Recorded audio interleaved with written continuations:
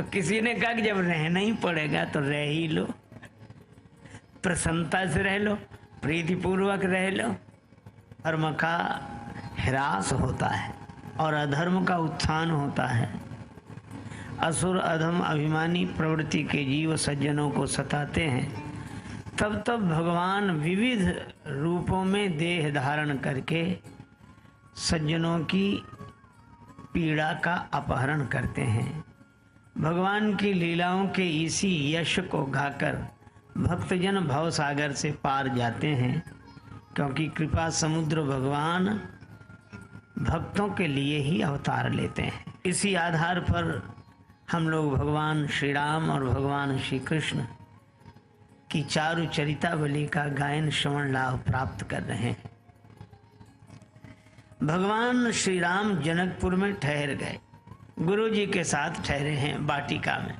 अच्छा, कितना बढ़िया संकेत है। ये वाटिका है क्या? श्री तुलसीदास जी कहते हैं कि अमराई में भगवान रुके, और अमराई संत सभा चहुदिस अमराई, संतों की सभा ही अमराई है। तो भगवान गुरुदेव की आज्ञा से इस संत भाव की अमराई में ठहर गए। अच्छा देखो, कई बार लोग कहते हैं कि हम तो संतों के साथ रहते हैं पर फल नहीं मिलता। इतने बड़े महात्मा, लेकिन हमें तो कुछ समझ में नहीं आया, हमें तो कोई फल मिला ही नहीं। आप ऐसे विचार करो कि आम की छाया में कोई व्यक्ति बैठे तो क्या आम का फल उसे हमेशा मिलेगा? आम का फल तो बसंत ऋतु में मिलेगा। तो संत के संग का फल, जैसे आम का फल बसंत ऋतु में मिलता है, इसी तरह संत के संग का फल बसंत ऋतु में मिलेगा। और वो बसंत ऋतु कौन सी? तब श्री तुलसीदास जी कहते हैं, संत सभा चहुदिस अमराई और श्रद्धा ऋतु बसंत समगाई। श्रद्धा ही बसंत ऋतु है। श्रद्धा से संत के संग का फल मिलता है। देखो, एक होता है संग, एक होता है साथ। हम जिसके पास तन से रहें वह साथ है, हम जिसके पास तन से रहें वह साथ है, और हम जिसके पास मन से रहें वह संग है। इसीलिए हम लोग बोलते हैं ना, संगी साथी। मन से रहे तो संग और तन से रहे तो साथ। अच्छा, एक बात और है, तन का छूट जाना मृत्यु है और मन का छूट जाना मुक्ति है। तन का छूट जाना मृत्यु है और मन का छूट जाना मुक्ति है। तो मन जहां लगता है वहां संग, संग शब्द बड़ा अच्छा है। संस्कृत में संग बोलते हैं आसक्ति को। इसीलिए श्रीमद् भगवद गीता में कहा, संगात संजायते कामः कामात क्रोधो भी जायते। तो संग कहते हैं आसक्ति को। और कितना अद्भुत संकेत है कि जिसके बिना हम रह ना सकें उसी से हमारा संग है। इसीलिए सत्संग, जब संतों के बिना हम रह ना सकें तभी हमारा सत्संग है। और इसी श्रद्धा से संत के संग का फल मिलता है। और भगवान इसीलिए अमराई में है और पूरी श्रद्धा के साथ हैं। इसीलिए पूरे जनकपुर में बसंत ऋतु, वाटिका तक में जन बसंत ऋतु रही लुभाई। ये श्रद्धा से भरा हुआ स्थल। महाराज विदेह राज को पता लगा राम जी गुरुदेव के साथ उनकी आज्ञा में प्रीति पूर्वक रह रहे हैं। अच्छा, राम जी ये नहीं सोचते हैं कब गुरु जी की आज्ञा क्या करें, रहना ही है। वो तो एक जगह कीर्तन हो रहा था, जाही विधि राखे राम ताही विधि रहिए। तो एक दूसरे सज्जन बड़े उदास सुर में बोले, रहिए क्या, रहना ही पड़ेगा और कर भी क्या सकते हैं, रहना ही पड़ेगा। तो किसी ने कहा कि जब रहना ही पड़ेगा तो रह ही लो, प्रसन्नता से रह लो, प्रीतिपूर्वक रह लो। अब गुरु जी की अब वो सोने ही नहीं देते, जब देखो तब ये काम वो काम जगाते ही रहते हैं, हैरान परेशान करते रहते हैं। लेकिन हम गुरु जी अब क्या बताएं, रहना ही है। ऐसे नहीं, जब ये लगे कि यह हमारा सौभाग्य है कि गुरु जी आज्ञा देकर हमें सेवा का अवसर दे रहे हैं, हम गुरु जी की आज्ञा का पालन कर रहे हैं। गुरु जी बार बार कहते हैं, बार बार मुनि आज्ञा दीनी, रघुवर जाए सैन तब कीन्ही। बार बार यह है, राम जी इसी भाव से रह रहे हैं और मानो उपदेश दे रहे हैं कि गुरुदेव के संग रहने का यही नियम है, यही मर्यादा है, और इस मर्यादा से जो रहेंगे उन्हें गुरुदेव के संग का फल अवश्य प्राप्त होगा। जनक जी को पता लगा, विश्वामित्र जी आए। अच्छा आप विचार करें, विश्वामित्र महामुनि ज्ञानी, विश्वामित्र जी मुनि नहीं महामुनि हैं, परम ज्ञानी हैं। और श्री जनक जी जासु ज्ञान रवि भव निशिनासा, बचन किरण मुनि कमल विकासा। जनक जी भी सोचते कि अगर विश्वामित्र जी ज्ञानी हैं तो हम भी ज्ञानी हैं, तो ज्ञानी को ज्ञानी के पास जाने की जरूरत क्या है। उन्हें भी आत्मज्ञान है, हमें भी आत्मज्ञान है। एक गुरुजी ने अपना चेला बनाया और चेले को ज्ञान दिया, सब में भगवान देखा कर। ज्ञान यही है, सर्वम खलविदम ब्रह्म, सब जगह परमात्मा है। अब वो बस इसी उपदेश को लिए घूमे, सब में परमात्मा है, भीतर बाहर कण कण क्षण क्षण सब जगह भगवान, सब जगह परमात्मा। मैं भी ब्रह्म, तू भी ब्रह्म, ब्रह्म ही ब्रह्म सर्वत। उनके सत्संग में भी लोग जाते और वो जहाँ बैठते बस यही एक ही बात, मैं भी ब्रह्म, तुम भी ब्रह्म, सब में ब्रह्म, ब्रह्म ही ब्रह्म। एक दिन राजा का हाथी बिगड़ गया, महावत चिल्ला चिल्ला के कह रहा था कि हाथी हमारे बस में नहीं है, सावधान हो जाओ, सावधान हो जाओ। सत्संगियों ने सुना, मैदान में बैठकर सत्संग कर रहे हो, हाथी इधर ही आ रहा है। सत्संगियों ने कहा सुन रहे हो, राजा का हाथी बिगड़ गया। बोले भागने की जरूरत नहीं, हाथी भी ब्रह्म, मैं भी ब्रह्म, ब्रह्म ब्रह्म सब बराबर। और तो सब भाग गए, वही खड़े रहे। किसी ने कहा आपकी निष्ठा बड़ी तगड़ी है, आप रहो, रुके रहे। हाथी सामने आया, महावत चिल्ला चिल्ला कह के भाग जा, सामने से हट जा, सामने से हट जा। कहने लगा हाथी भी ब्रह्म, मैं भी ब्रह्म, सब में ब्रह्म, ब्रह्म ब्रह्म को कैसे मिटाएगा। खड़ा रहा। हाथी तो गुस्से में था, उसने सूंड में लपेट के पटका जो फेंका, दूर जाके गिरा, हड्डी पसली टूट गई। लोग ले गए गुरुजी के पास, तो बड़ा दुखी हुआ। गुरुजी से बोला गुरुजी आपका ज्ञान झूठा। कहा कैसे? आप कहते थे सब में ब्रह्म देखो, मैं सब में ब्रह्म देख रहा था, हाथी भी ब्रह्म, मैं भी ब्रह्म, तो ब्रह्म ने ब्रह्म को उठाकर क्यों फेंक दिया? गुरुजी ने कहा कि ज्ञान तो सच्चा था, तुम समझ नहीं सके। मैंने यह कहा था कि सब में ब्रह्म को देखना, तो सब में ही तो देख रहा था। आज जब सब में देख रहे थे तो महावत ने मना किया था कि नहीं? बोले हाँ महावत ने तो मना किया था। तो तुमने महावत की बात मानी? नहीं मानी। तो गुरुजी बोले बस ब्रह्म ने ब्रह्म की नहीं मानी तो ब्रह्म ने ब्रह्म को उठाकर फेंक दिया, उसमें क्या है। अरे भाई, ज्ञान निष्ठा में बड़ी सावधानी की आवश्यकता है। जनक जी भी सोचते कि हम भी ज्ञानी, वो भी ज्ञानी, चराचर में ब्रह्म, फिर मिलने जाने की जरूरत क्या है। पर यह मर्यादा नहीं है।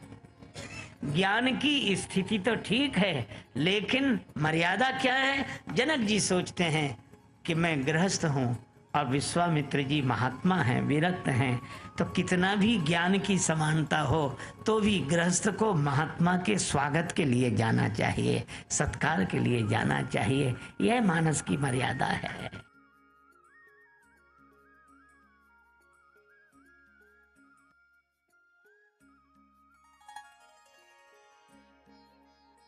एक आदमी लोटा लेकर चला के जल भरना है, वो लगा कुआं, कुएं से बड़ा तालाब, तालाब से बड़ी नदी, नदी से बड़ा समुद्र, बड़े आदमी के पास जाएंगे जिसके बाद खूब पानी हो। तो समुद्र के पास पानी ही पानी, इतना परिश्रम करके गया बड़े आदमी के पास कि पानी पानी मिलेगा, लेकिन समुद्र कितना ही बड़ा हो तुम्हारा लोटा तो उतना ही है। और ये लोटा क्या, ये भाग्य का लोटा लेकर जहां जहां जाओ, करम कमंडल कर लिए तुलसी जहां जहां जाए, और सरिता कूप समुद्र जल बूंद न अधिक समाए, मिल ही नहीं सकता। भाग्य में जो लिखा है कर्म से।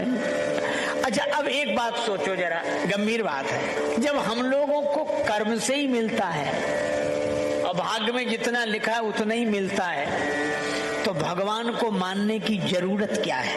अच्छा, सचमुच ये तर्क कहता है जरूरत क्या है? जब हमारे ही कर्म का फल भाग्य बनता है और भाग्य का ही हमें मिलता है, तो क्यों भैया भगवान को क्यों माने? पर मैं उत्तर देता हूं, और महापुरुषों का दिया हुआ उत्तर है। उत्तर यह है कि हमें कर्म का फल तो मिलता है, लेकिन कर्म फल दे नहीं सकता। उदाहरण सरलता से, मान लो एक आदमी ने पढ़ाई की, पढ़ तो लिया, डिग्रियां पास कर ली, कर्म तो किया, लेकिन कर्म का फल मिल रहा है? कर्म फल दे पा रहा है? क्यों? बिना नौकरी के घूम रहा है। पढ़ाई लिखाई तो है पर नौकरी नहीं मिल रही है, तो क्या पढ़ाई उसे नौकरी देगी? नौकरी जब कोई देगा तो पढ़ाई के कारण ही देगा। नौकरी जब कोई देगा तो पढ़ाई के कारण ही देगा। इसका अर्थ है कि पढ़ाई का ही फल उसे मिलेगा, लेकिन पढ़ाई फल दे नहीं सकती, और दे देती तो उसी दिन से दे देती जिस दिन पढ़कर बाहर निकला था। तो कर्म का फल व्यक्ति को मिलता है, पर कर्म फल दे नहीं सकता। और कर्म फल तब देता है जब कोई हमारे कर्म को स्वीकार कर ले। हम डिग्रियां लेकर घूमते हैं, भैया नौकरी दे दो। अच्छा, नौकरी तो ठीक है, पढ़ाई लिखाई ठीक है, आ जाओ। तो जब उसने आपकी पढ़ाई को स्वीकार कर लिया, नौकरी दे दी, तब पढ़ाई का फल मिलने लगा कि नहीं? क्यों भाई? जब नौकरी उसने दे दी तो पढ़ाई का है, हाँ ना बोलो, बोलो भाई। जब पढ़ाई की नौकरी दे दी तो पढ़ाई का फल मिलने लगा कि नहीं? चलो ठीक, आपको बात याद होगी, आप बड़े प्रेम से सुन रहे हैं। जब कोई नौकरी दे देता है तो पढ़ाई का फल मिलने लगता है। अच्छा, नौकरी वो देगा जिसे जरूरत है, जिसे जरूरत होगी वही तो आपका कर्म स्वीकार करेगा। बस मैं भी आपसे यही कहता हूं कि भगवान कितने उदार हैं, और भगवान को क्यों मानना चाहिए? इसलिए क्योंकि भगवान को हमारे कर्म की जरूरत नहीं है, तो भी बिना जरूरत के हमारे कर्म स्वीकार करके उन कर्मों का फल हमें देते हैं। इसलिए हमें भगवान को मानना चाहिए। जननी जनक बंधु सुत दारा, तनु धन भवन सुहृदय परिवारा। तो धन का भी ऐसी रखवाली कर, गैया आओ आओ आओ, गौ माता आओ आओ, आप तो गोपाल जी की गैया हो, कभी गोपाल जी भी दर्शन देंगे। पक्षी है, अरे राम नाम का बीज, राम नाम का, अरे तुम भी राम जी के पक्षी चुगो। और तुकाराम ईमानदार आदमी सो, जिसने खेत दिया था उसने भी भरोसा किया, पर जब फसल कटने का समय आया तो वो खेत मालिक देखने गया, सब साफ, खाली डालियां खड़ी, तिनके खड़े, डंठल खड़े। उसने देखा, रे राम, बड़ा दुख हुआ उसे, किस पागल को कहां हमने रखवाली दे दी है। बड़ा नाराज हुआ। होता तो 8-10 मन अनाज था, बोला 25 मन होता था, नहीं मिला तो तुमसे ले लूंगा।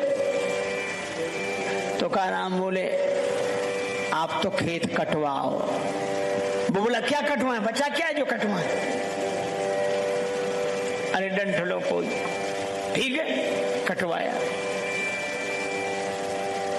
तृणहु ना या में रहो कहां से तुकाराम देत, और कट कट के खेत खलिहान बीच आयो है। लोग कहते थे इसमें तिनका भी तो बचा नहीं, तुकाराम देंगे कहां से।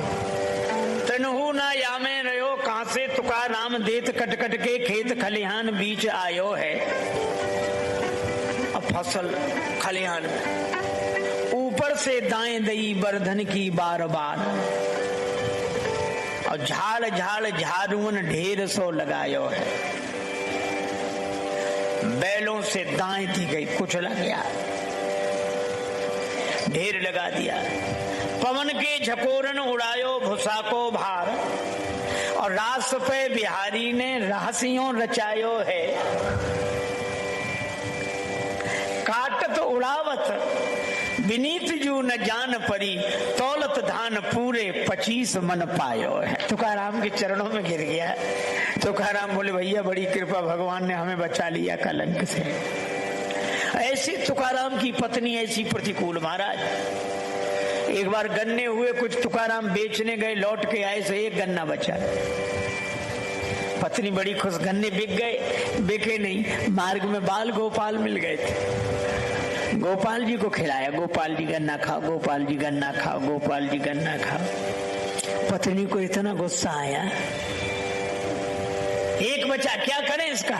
सो गन्ना उठा के तुकाराम जी की पीठ पे मारा, 2 टुकड़े हो गए। तुकाराम जी बोले बड़ी समझदार हो, हम तुम 2 गन्ना, एक अब 2 टुकड़े हो, एक तुम चूस लो, एक हम चूस ले। किसी ने कहा आप नाराज नहीं होते। तुकाराम बोले काहे को नाराज हो, भगवान की बड़ी कृपा है। क्यों? पत्नी अगर अनुकूल मिली होती तो मन इसी में लग जाता, पत्नी प्रतिकूल मिली है तो भी मन भगवान में लगा है कि भगवान बड़ी कृपा आपने। और नरसिंह जी की पत्नी की मृत्यु हो गई। नरसिंह जी बोले भगवान बड़ी कृपा। मैं कहता हूं जब इन प्रतिकूल परिस्थितियों में भी इन संतों ने भगवान की कृपा देखी है, तो क्या हम अनुकूल परिस्थिति में भगवान की कृपा नहीं देख सकते हैं? इसलिए रोज सोचा करो मिला क्या है, और जो मिला है वो किसी ने दिया है। तन धन भवन सुहृद।